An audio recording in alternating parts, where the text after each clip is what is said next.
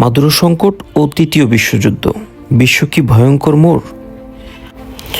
আজ বিশ্ব রাজনীতিতে একটি প্রশ্ন ক্রমেই জোরালো হচ্ছে। ভেনেজুয়েলার প্রেসিডেন্ট নিকোলাস মাদুরোকে ঘিরে রাশিয়া, চীন, ইরান ও উত্তর কোরিয়ার হুঙ্কার কি আমাদের ঠেলে দিচ্ছে তৃতীয় বিশ্বযুদ্ধের দিকে?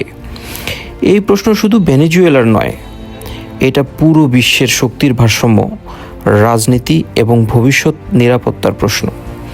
চলুন আবেগ নয়, বাস্তবতা ও বিশ্লেষণ দিয়ে এই বিষয়টি বুঝিয়ে নেওয়া যাক। মাদুরো কেন এত গুরুত্বপূর্ণ?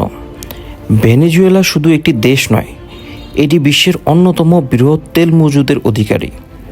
আর এই দেশটি অবস্থিত যুক্তরাষ্ট্রের প্রভাব বলয়ের একেবারে পাশে। মাদুরো সরকারের পতন মানেই যুক্তরাষ্ট্রের প্রভাব বৃদ্ধি, রাশিয়া ও চীনের বিনিয়োগ ধ্বংস, ইরানের লাতিন আমেরিকায় প্রভাব কমে যাওয়া। তাই এই সংকট একজন প্রেসিডেন্টের চেয়েও অনেক বড়। কেন রাশিয়া, চীন, উত্তর কোরিয়া এক কণ্ঠ? এই চার দেশ আলাদা হলেও একটি জায়গায় এক, যুক্তরাষ্ট্রর রেজিম চেঞ্জ নীতির বিরুদ্ধে। তাদের আশঙ্কা আজ মাদুরো, কাল হয়তো তাদের কেউ। তাই তারা বার্তা দিচ্ছে, ভেনেজুয়েলায় হস্তক্ষেপ মানেই বৈশ্বিক সংঘাতের ঝুঁকি। কিন্তু এখানে একটি গুরুত্বপূর্ণ বিষয় আছে। তারা হুঙ্কার দিচ্ছে কিন্তু যুদ্ধ চাইতেছে না। তাহলে কি তৃতীয় বিশ্বযুদ্ধ আসন্ন? সরাসরি উত্তর না, এখনই না। কেন? বড় শক্তিগুলো জানে সরাসরি যুদ্ধ মানেই পারমাণবিক ধ্বংস। রাশিয়া ইউক্রেনে ব্যস্ত, চীন তাইওয়ানকে নিয়ে সতর্ক।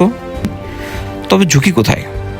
এখানে ঝুঁকি হচ্ছে প্রক্সি ওয়্যার বাড়ছে, ছোট সংঘাত বড় আগুন জ্বালাতে পারে, ভুল সিদ্ধান্ত বা ভুল হিসেব মারাত্মক হতে পারে। আমরা আসলে কোন পর্যায়ে আছি? বিশ্ব এখন রয়েছে কোল্ড ওয়ার 2, যেখানে আছে শক্তির ব্লক, নিষেধাজ্ঞা, অস্ত্র প্রদর্শন, তথ্য ও সাইবার যুদ্ধ। কিন্তু এখন সরাসরি যুদ্ধ নয়, সবাই শেষ মুহূর্তে পিছু হটে। সামনে কি হতে পারে?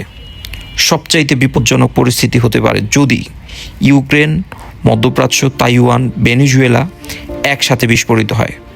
তখন পরিস্থিতি নিয়ন্ত্রণের বাইরে যেতে পারে। মাদুরো সংকট একটা সতর্ক সংকেত, যুদ্ধের ঘোষণা নয়। বিশ্ব এখন যুদ্ধের দ্বার প্রান্তে নয়, কিন্তু অস্থিতিশীলতার গভীর জলে ডুবে পড়েছে। প্রশ্ন হলো, বিশ্ব নেতারা কি কূটনীতি বেছে নেবে, নাকি ইতিহাস আবার নিজেদের রক্তে লিখবে? সিদ্ধান্ত এখন মানুষেরই হাতে। আল্লাহ হাফেজ।